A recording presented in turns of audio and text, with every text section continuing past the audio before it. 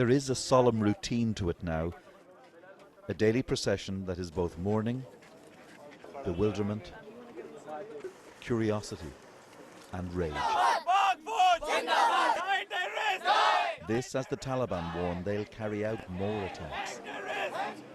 2 days after the attack, 8-year-old Ismail came back to school. He's been searching for a friend he saw shot in front of him. So I want to see my friends. He will be died or he will be injured, so I want to see it. And you want to go back to school still? Yes, I want to come back to school because we are brave and we want to make the school again and we come to our school. There is growing public anger here and a desire for retribution, but the Taliban remains an elusive enemy and seems undaunted by public reaction to the massacre.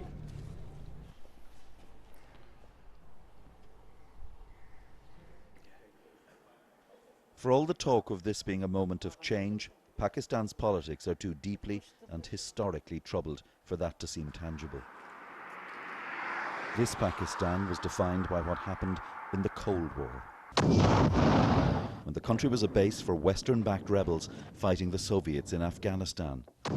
That war led to the rise of the Afghan Taliban, aided by Pakistani intelligence, and ultimately to the rise of Pakistan's own Taliban. This man is Pakistan's former spy chief. How are you? Accused of supporting the Afghan Taliban and other terror groups.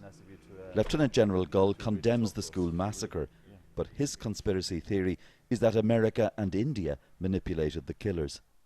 It's a continuation of the problems that we are suffering because of America and NATO's presence here for the last almost 14 years now. The allegation against you is that by supporting the Taliban in Afghanistan, you helped to create the extremism which is now threatening to devour this country.